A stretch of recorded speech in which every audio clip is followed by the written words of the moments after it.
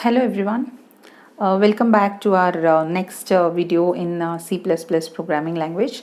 So in this video we will be learning an overview of C++. That is basically the objective of this video is to point out what all the similarities between C and C++ and what are the differences between C and C++. So what all changes have occurred in C++ in comparison to C programming language.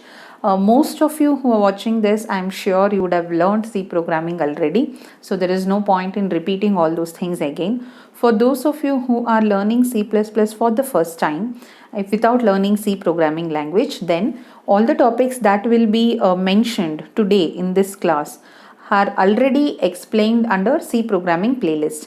I am going to give you links of those videos in the description. If you have not learned C programming, or if you have forgot it, or if you just want to revise it once, you can go through those playlists, and you can go through those videos and understand it in detail, because in each and every topic I have explained how exactly it works internally, how the compiler treats the instructions. If there is a slight change in an instruction, also how it affects the execution, how it affects the result. All these things are explained in detail. If you are a student of mine who have already learned C programming language, then you can just have a quick revision of those videos, or if you have notes, then you can just go through them. Okay. So coming to any programming language, you have a procedure to learn. You have data types, character set used, variables, constants, all those things, and all are, as I told you, are already explained in C.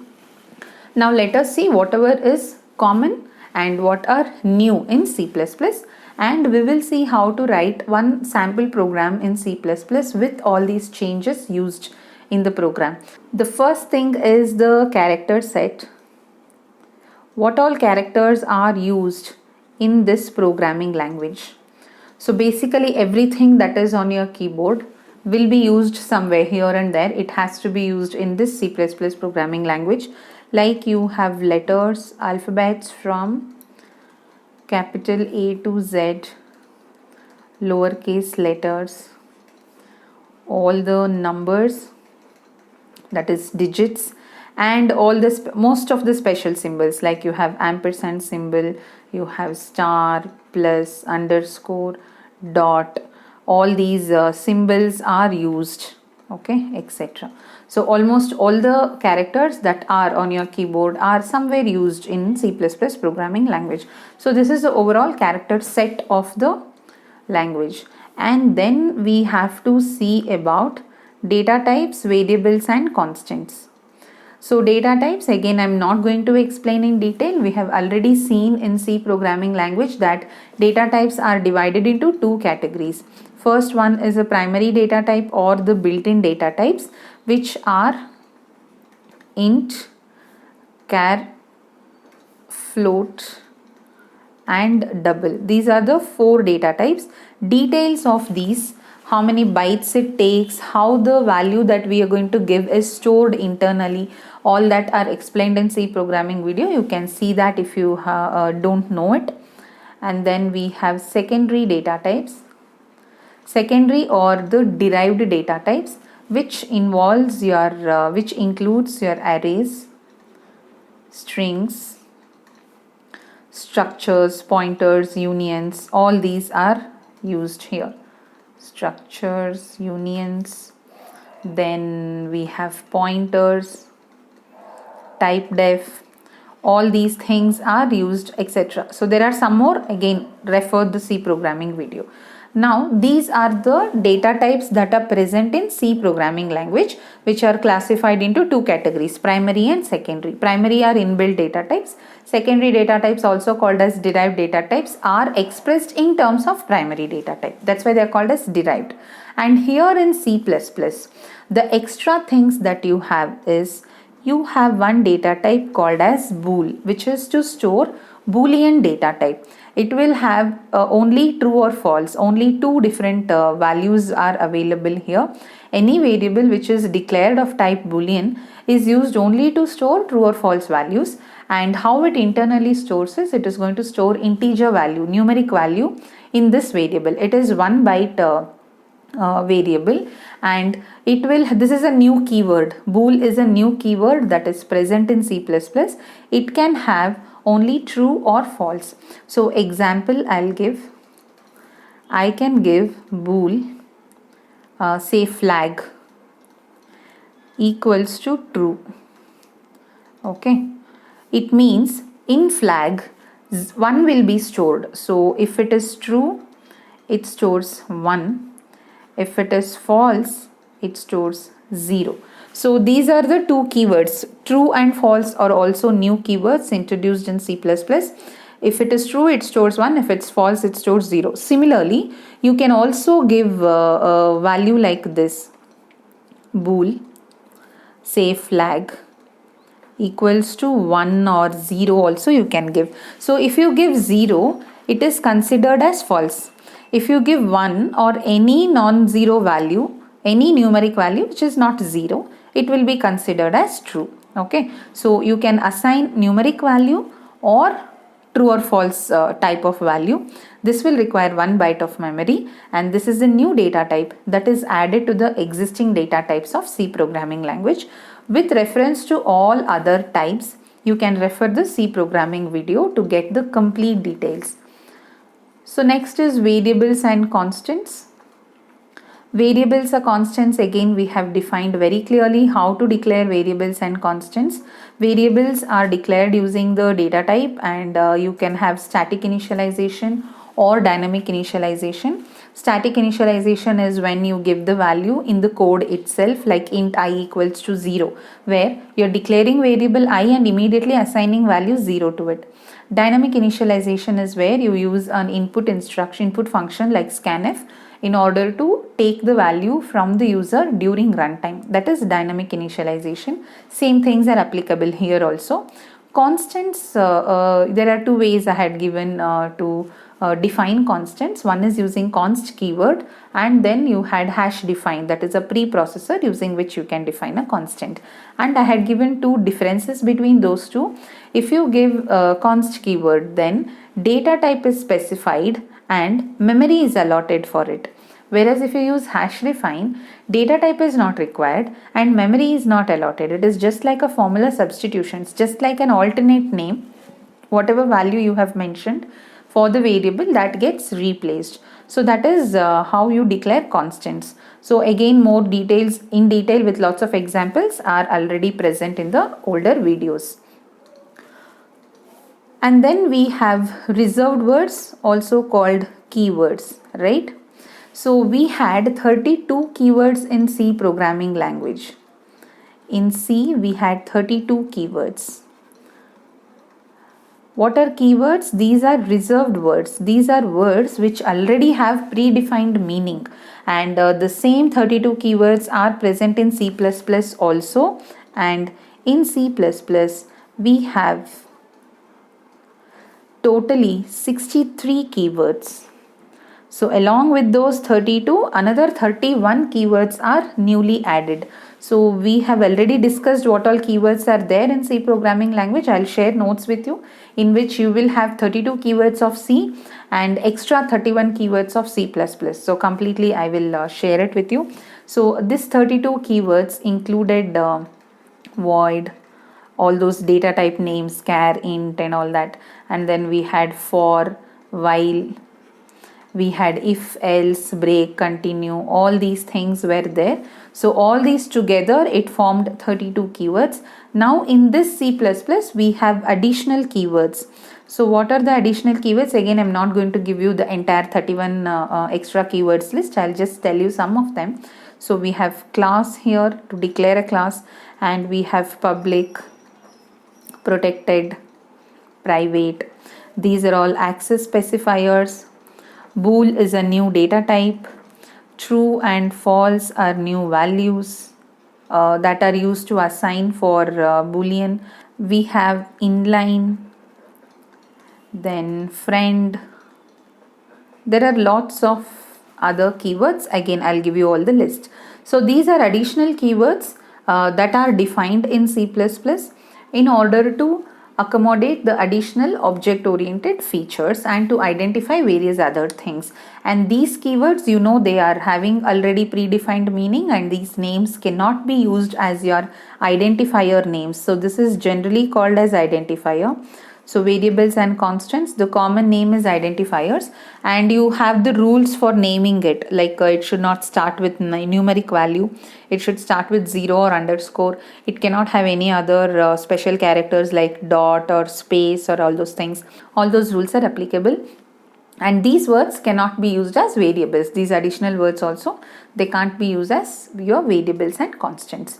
And after this variables and constants and keywords, we had basic input and output instructions.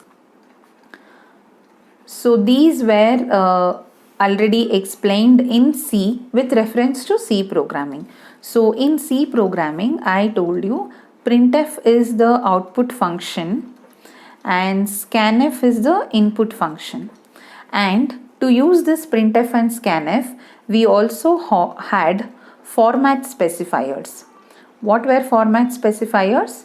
These were codes, escape sequences kind of codes, which which informs the compiler what type of data is handled, like %C for character, %S for a string, %D, %F, all these things. These were all format specifiers that were used inside printf and scanf statements.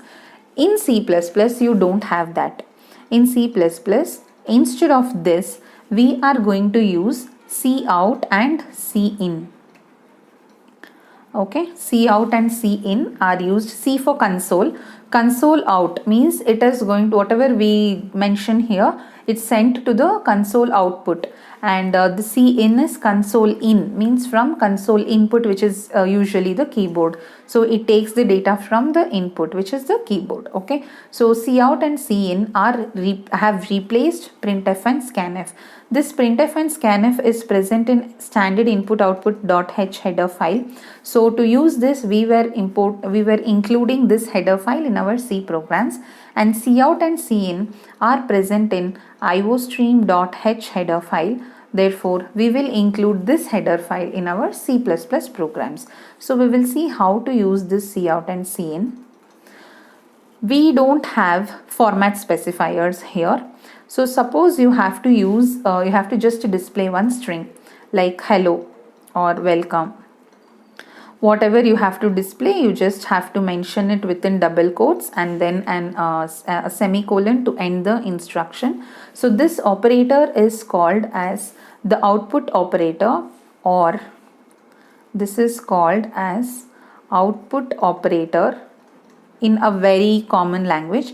If you have to call it professionally, it is called as insertion operator. It inserts some data to the output stream. So here we have streams. We have input stream and output stream. Output stream is a stream that connects your program to the output device, and input stream is a stream of data, is a communication channel that is created from your input device to the program. So insertion operator sends this data to the output stream. So it inserts, that is, it pushes this data to the output stream. That's why it's called as insertion operator. Or if you don't want to remember those names, you can just simply say it as output operator. So cout, this double less than symbol is called as the output operator, which is going to push this string to the output stream. Now suppose you have to display some variable name, and suppose you want an output like this, sum is equal to 5. Then you have to give cout, the operator, sum equals to, okay, this much inside double quotes. Give the operator again. Now give the name of the variable. Suppose name of the variable is C. So value present in C will be displayed. Suppose we want to display an output like this. Sum of 3 and 5 is 8. Here let us assume 3 is a value of variable A, 5 is value of variable B, and 8 is the variable C. Then we have to give the output statement like this: cout sum of After space, give a double quotes because you need space here to be printed. And then which variable's value I need to print? A. Give A. Again give this operator. Now I have to print this. 3 is printed. After 3 I need to print a space, then and then one more space. So give double quotes, space and another space, and then end this double quotes. Now I need to print this value of B. So give the operator again B. Now I have to print space is space. Okay, and the last value to be printed is C. So this is going to give you the printout as mentioned. Sum of 3 and 5 is 8. And to end the instruction, that is to go to the next line, either you can give double quote slash n, or you can give, after this operator, you can give end L. End L is for end line. Okay. These are the two ways of instructing to go to the next line. Either you can give slash n or end L, both will work. This is how we give output instructions. So if it is just a message, we give like this. Wherever we have some message combined with the variable's value, we are going to insert those variables appropriately in those respective positions. We will not be using format specifiers here. This is for cout, output instruction. So the next one is cin. So cin is used for input. Here, like scanf, we don't have %d, %f and such insertion format specifiers are not necessary. We will be just using the variable names. Suppose I have to take values of two variables a and b. I will just use cin, this operator, that is greater than symbol operator, a then b. So it means it will take two values. It will take input of two values. First value whatever you give is stored in A, second value that you give will be stored in B. And here we call this as the extraction operator. This is because the data is already present in the input stream. You are extracting the data from the input stream. So this is called as extraction operator, or you can simply call it as input operator. And the first value that you give is stored in variable A, and second value you give is stored in variable B. Remember here in scanf statement, what happened is, suppose you give scanf %d, %f, and then you give ampersand a and ampersand b. We were supposed to use format specifier, we were supposed to use ampersand symbol also. All that is not required here. So it is made simple for the programmer to accept the value. But one thing carefully you have to know is, suppose you have declared variable a as int. Okay, int a and float b, right? So that's why I have given %d for a and b for %f for b. This is in case of C programming. Suppose I give first value as 3.5. Since it is a float and it is assigned to variable a, which is an int, only 3 gets stored, 0.5 is discarded. Suppose I give next value as 6, and since 6 is supposed to be a float, it will take it as 6.0. But that doesn't happen here. So when it is expecting, because if you have created int a comma b, then both these values should be integer values only. If you give like this, then it will store 0 there. Similarly, if you give an integer value for a float variable, it will store 0. It will not store it as 6.0. You have to, for float you can give 6, it will store it as 6.0. So this slight changes are there compiler to compiler. You can check based on your compiler if your answer is not proper. Make sure you are giving proper format of input. So that is the input statement for that is the input statement used in your C++ programming. Okay, so this is about basic input and output functions. Next is your operators and expressions we had discussed in C programming. Operators and expressions. Whatever operators and expressions we had used there, same things are applicable here also. We had unary operator, binary operator and ternary operator. Under unary operator we had increment and decrement operators, and under binary operator we had arithmetic operator, relational logical operator and assignment operator. Under assignment, I have further explained about simple assignment operator and compound assignment operator, like plus equal to, star equal to. Everything is applicable here as well. And a fourth category of special operators are there. Those special operators include size of operator. You have already used size of operator in your data structures programs, and you have star is an operator for pointer, ampersand is an address of operator. You will be using ampersand symbol to store address of a variable inside a pointer. And you have this dot operator, which is used to access members of a structure using the variable of structure. And you have an array or array operator. All these operators come under special operators. And you have comma operator also, like if you give a equals to 5, comma b equals to 6, instead of giving as two different instructions, you can give like this, which is valid in C also. Here we call it as a special operator. A equals to 5 comma b equals to 6. This is comma operator. So all these are grouped under a fourth category called as special operators, which we have already discussed in C as well. Same set of operators holds good here also. Here we use two different operators. One is colon and one is double colon. This is not there in C programming. I mean, this we don't use in C programming. This is for inheritance. Okay, this is used in programs where you inherit features of one class to another class, and this is used for defining scope. So this is called as scope resolution operator. These two things you can make a note. These are the two different operators that are present in C++, okay, under operators and expressions. Now we shall see how to write one sample C++ program. So I have already explained what is the structure of a C program in our C programming videos. The same structure is applicable here also for C++. Only difference is I will write one C program, same thing, I'll convert it to C++ and I'll show you the differences. So let us write a program to add two numbers. Okay, so this is program to add two numbers, a very basic program.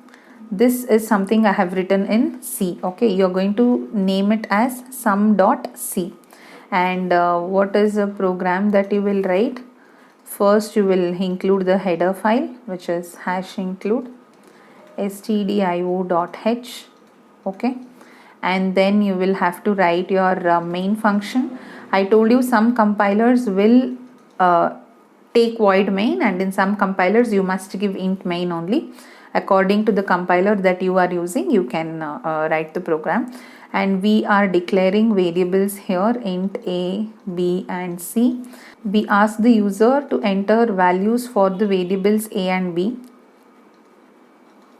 Enter two values and we store them using scanf function. Since both are integers, I have written %d, ampersand a and ampersand b. And then we use the arithmetic expression c equals to a plus b, and then we print the answer. So we write sum is equal to %d. And what is this %d? It is integer value stored in C, which we are supposed to print. So this is your sample C program. So here in C++, you are going to write the comment similarly. Single line and multi-line comments are same. So this comment line is going to be same. Name of the program is going to be sum.cpp. This is supposed to be written above. I have just written it here. So sum.c is the name of this program and sum.cpp is going to be the name of this C++ program. Instead of #include stdio.h, you have to write #include iostream. No .h, only iostream. Okay, so old compilers will in old compilers you will have to write #include iostream.h. That's it, that will work. So you just try in your compiler, you can write only #include iostream.h, or if .h is not working in new compilers, you have to give only hash include iostream, and you must specify this using namespace std. Namespace is just, you can't give any other value, you have to give namespace std only. Using and namespace are keywords. Std is just any name. You can give other name, but usually use this name only. So namespace is just a region where all the variables are stored. So in this namespace, whatever variables you are declaring here will be stored. So it is compulsory that you have to give iostream and using namespace std in new compilers. If you are using old compiler, just only one instruction will work, hash include iostream.h. If iostream.h is working, then you don't have to give namespace. So just try both, whichever works in your compiler, you can use that. I'm sure all of you would be using recent compilers and which requires this method using namespace std is required. And C++ programs will not accept void main. You must give int main. And since you are giving int main, in the end you will have to give return 0 or return 1 statement. Declaration of variables is same, int abc. Instead of printf, I am going to give cout. Cout, enter two values, and then cin will be given to store values a and b. The arithmetic expression is same, and to display the values we are going to give cout sum equals to double quotes. Now the output operator again and the variable c. That's it. So these are the basic differences between C and C++ program. And here if you observe, this is not an object oriented program because we have not defined class and we have not created objects. I've just told you all the basic information whatever is there in C and all the differences and similarities between C and C++. Now you know how to write a sample program that you had already written in C, how to convert it to C++. So from the next class onwards, I will be explaining you how to create classes, how to do function overloading, operator overloading, all those things we will learn one by one. And this is a basic difference between C and C++ programming language.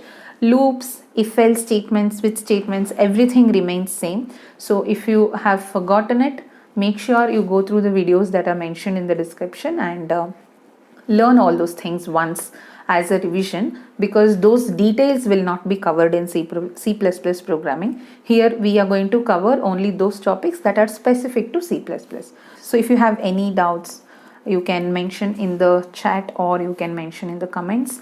And if you have liked this video, just mention your feedback and join our Telegram channel. Notes for this video will be uploaded in the Telegram channel today evening after this class.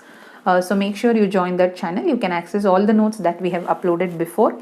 We will also be uploading notes which are not part of our videos, you know, all the trending subjects notes and all will be uploading in Telegram channel. See you in the next class. Bye bye.